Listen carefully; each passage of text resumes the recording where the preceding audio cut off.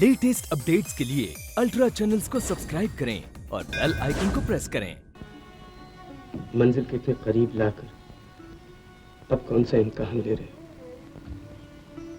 माँ बाप घर बार को छोड़ने की हिम्मत तुमने दी, दुनिया भर के दुख सहने की ताकत तुमने दी। बस अब इतना और कर दो, आशा का मोह मुझसे छीन लो, किसी तरह मुझे उससे दूर कर दो। वो रमेश की दुल्हन बनकर उस घर में जा रही, जिस घर को आबाद देखने के लिए मैंने अपने भाई को धोखा दिया। थोड़ी सी ताकत और दे दो मालिक, कि हंसते हंसते मैं आशा को बहू बनते देख। रमेश, रमेश मेरे भैया। अच्छा, तो उस दिन दिया तुमने बुझाया था। मुझे धोखा देने वाले भगवान नहीं, तुम थे। अच्छा हुआ भगवान इतना अन्यायी नहीं निकला, उसने मुझे ठीक वक्त पर भेज दिया, वरना तुम्हारा यही प्यारा भैया तुम्हारे दिल से भी खेल जाता। क्या कह रहे हो रमेश? तुमने ऐसा कौन सा गुनाह किया था जो तुमसे घर छीन जाए, माँ बाप छीन जाए और तुम्हारा प्यार का गला भी घोट दिया जाए? रमेश, रमेश देखो, जिंदगी में इतना कमजोर होने से काम नहीं चलता। हमें तो सच्चाई को जानना चाहिए। क्या मैं इतना मतलबी? मेरे सीने में जो दिल है वो अपने भाई के लिए कुछ भी नहीं करना चाहता। कौन कहता कि मेरा भैया मुझसे प्यार नहीं करता? तुम जिनके चरण पकड़ने आए, मैं उन्हीं चरणों की सौगंध खाकर कहता हूं कि जिसका जो हक होगा उसी को मिलेगा। रमेश,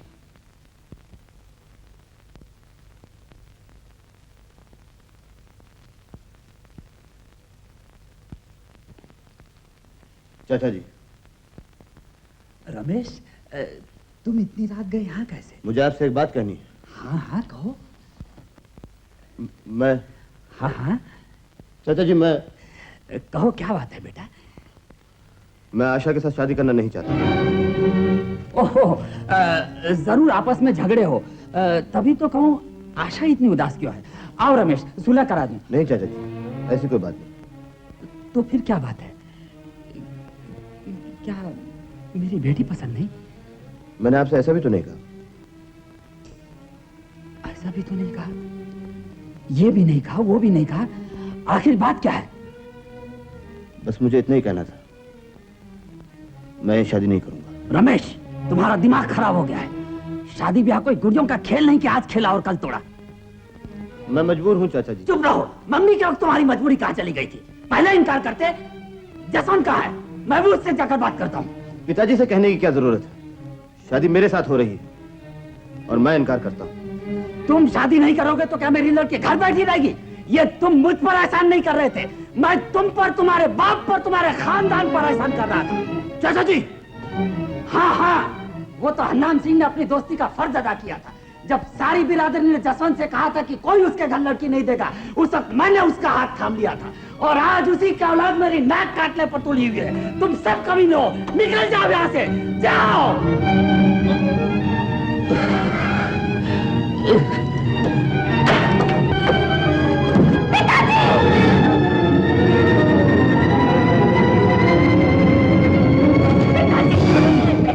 चाचा जी,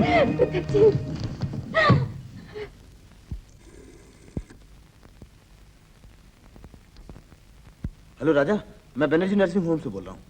समझे कि नहीं? Nursing home. हाँ हाँ समझ गया, लेकिन ये अस्पताल का क्या मामला है? एक आदमी बुरी तरह से जख्मी हो गया है, तुझे उसे खून देना पड़ेगा। खून देना होगा? अरे किसे खून देना होगा? रमेश, तुम साफ साफ क्यों नहीं बताते? हाँ ओफो, तुम समझता क्यों नहीं यार? तू यहाँ चला आना जल्दी। हाँ हाँ आता हूँ, लेकिन सिस्टर, मेरे पिताजी कैसे हैं? डोंट वरी, उनको खून दिया जा रहा है। मिस्टर राजा, कल सुबह आप फिर आ जाइएगा, शायद खून की जरूरत पड़े। जी डॉक्टर साहब।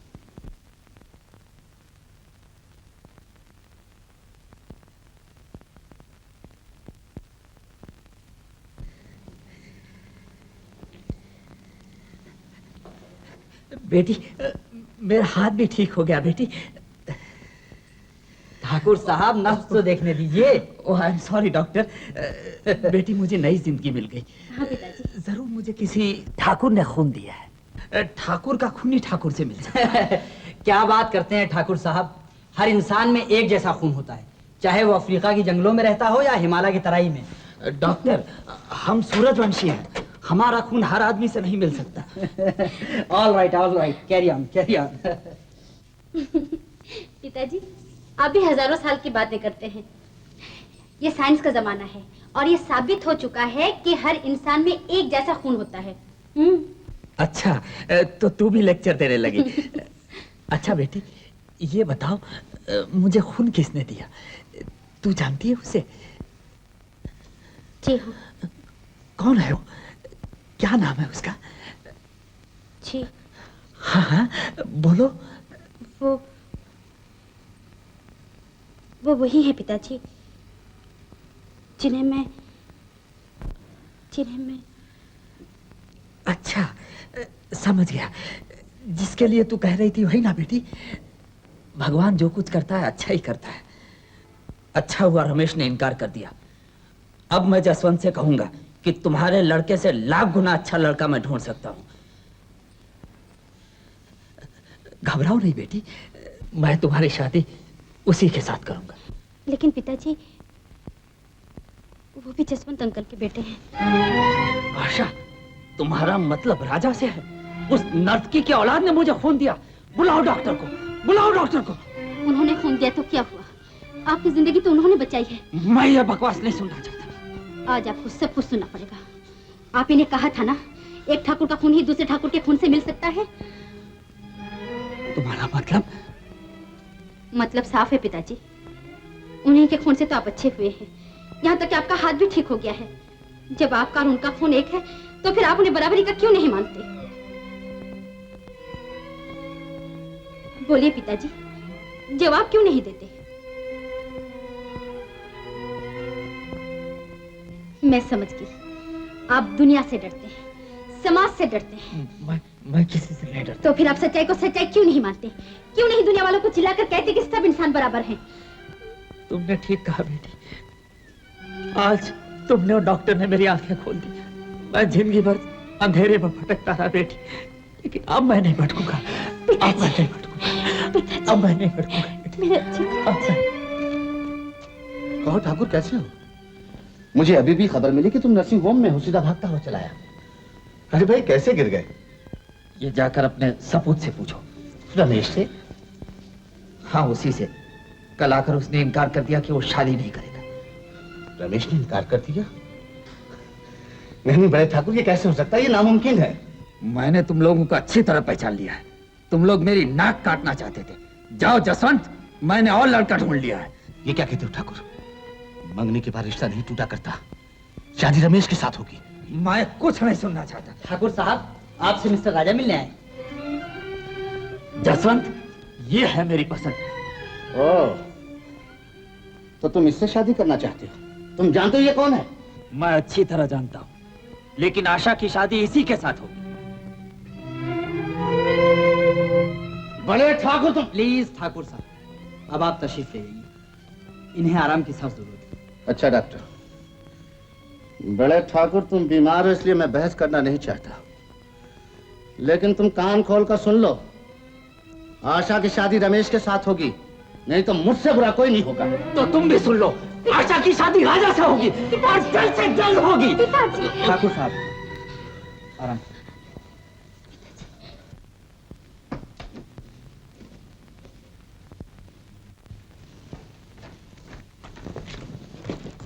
अरे, ये सब क्या हो रहा है?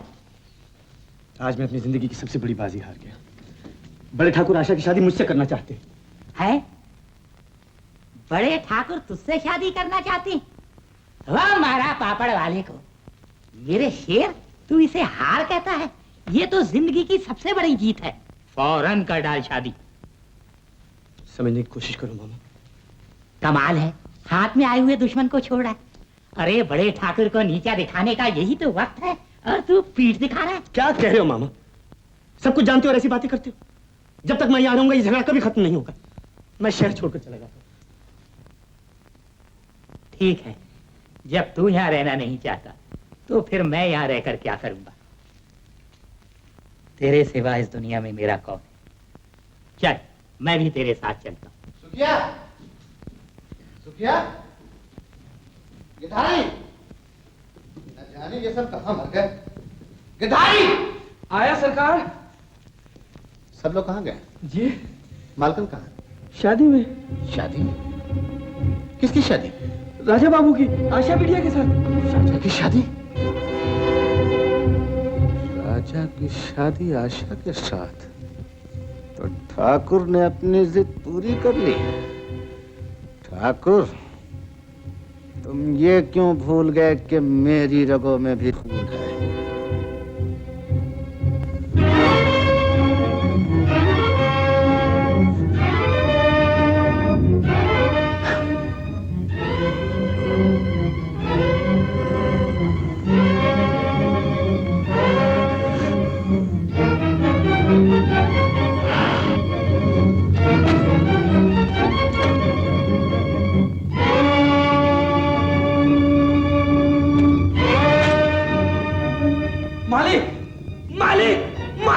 ये आप क्या कर रहे हैं? अच्छा गिधारी, मैं आपको नहीं जाने दूंगा।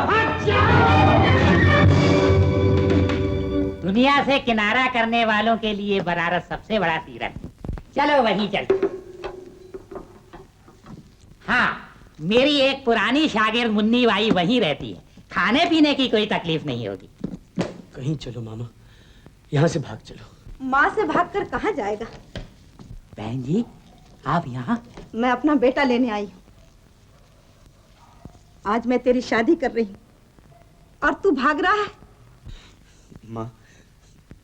माँ समझने की कोशिश करो। तुम सब पिताजी का दुख क्यों नहीं समझते? वो भी धीरे धीरे मान जाएंगे बेटा। मैं ये शादी नहीं करूंगा। बेटा, वहाँ सब तैयारियां हो चुकी हैं और तू इनकार कर रहा है। हाँ, इसलिए कि ये शादी रमेश से होनी चाहिए। ये नहीं हो सकता। आशा मेरी भाभी है और भाभी से ब्याह के लिए सोचना भी पाप है। शादी तुम्हें करनी पड़ेगी। बेटा जिद मत करो, सब ठीक ही कह रहे हैं। मामा, तू ये क्यों नहीं समझता बेटे कि आशा एक शरीफ घराने की बेटी है और एक शरीफ औरत जिंदगी में एक ही दफा किसी को अपना बनाती है। कोई नहीं समझता, कोई नहीं समझता। सब ममता में अंधे हो रहे हैं। जिस बात के लिए मैंने सब कुछ किया उसे यूं ही मिट जाने दो। नहीं माँ, तुम कुछ भी कहो, मुझे ये शादी मंजूर नहीं। मैं नहीं जाऊंगा। तुम कुछ भी करो, मैं ये शादी नहीं करूंगा। यही मेरा आखिरी फैसला है। तो मेरा भी यह आखिरी फैसला है। आशा की शादी तेरे साथ ही करूंगी। मैंने उसे वचन दिया है। ये मेरी इज्जत का सवाल है। मालकिन, मालकिन, जल्दी चलिए, नहीं तो घर बर्बाद हो जाएगा।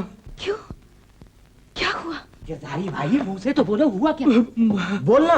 मालिक बंदूक लेकर बड़े ठाकुर को मारने गए हैं। खून,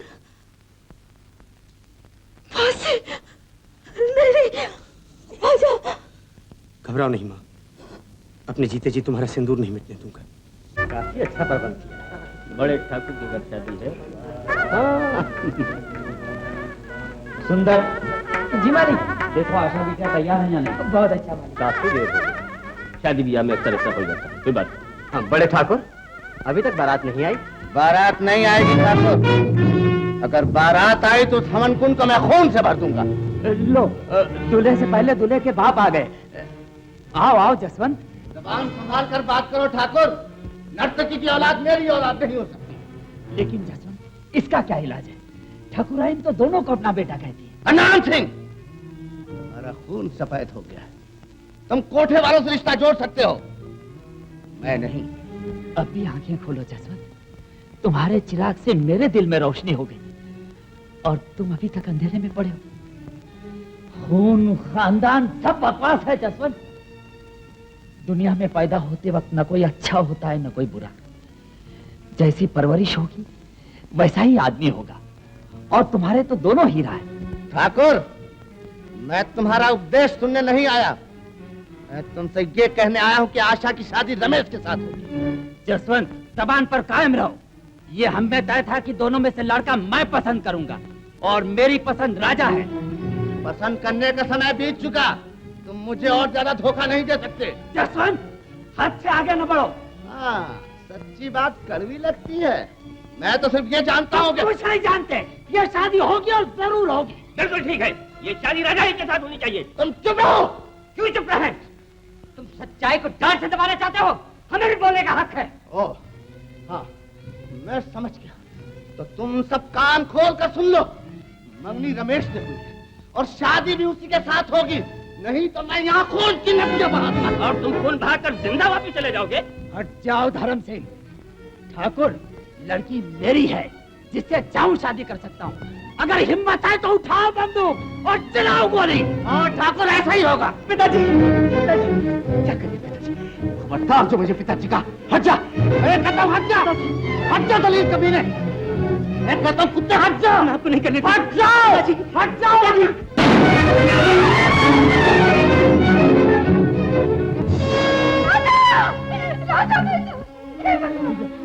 क्या हो गया? शुक्र मालिक का माँ, शुक्र मालिक का गोली मुझे लगी।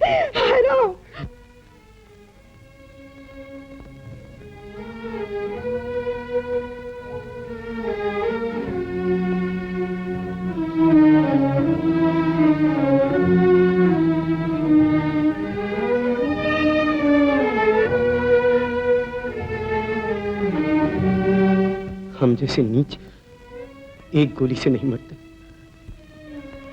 बहुत सख्त जान। एक गोली और मार दीजिए। आप मारना ही चाहते, मुझे मारिए। इन लोगों ने आपका क्या बिगाड़ा? इस फसाद की जड़ तो मैं हूं। मैंने आपको दुख दिया, आपका चैन मैंने लूट रखा है। मुझे मारिए, मारिए ना। मैं नाचने वाली की औलाद हूं, कोटे का तबलची, समाज का सड़ा हुआ अंग। इस सड़े हुए अंग को काट दीजिए, काट दीजिए इस सड़े हुए अंग को। इसमें कोई पाप नहीं है, समाज की भलाई है। मारिए, मारिए ना पिताजी।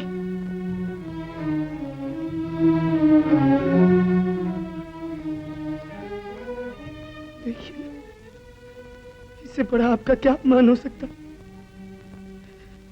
कि भरी महफिल में नाचने वाली की औलाद एक ठाकुर को अपना पिता कर। मारिए पिताजी, मारिए पिताजी, मारिए पिताजी, मारिए ना पिताजी।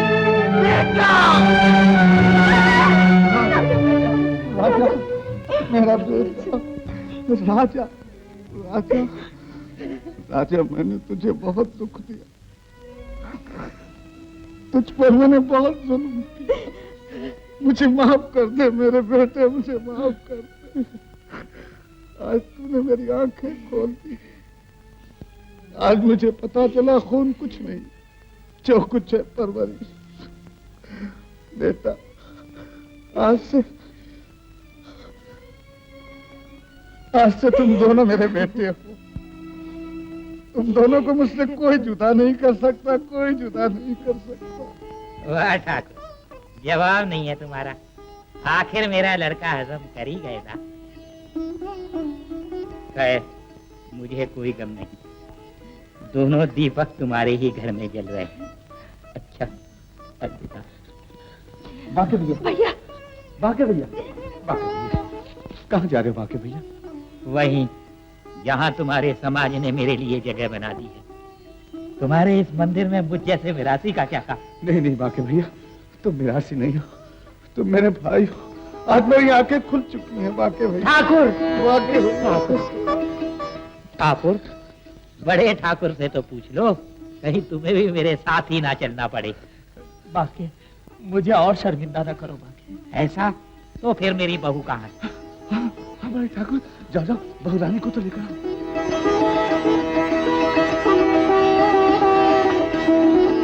चलो बेटी।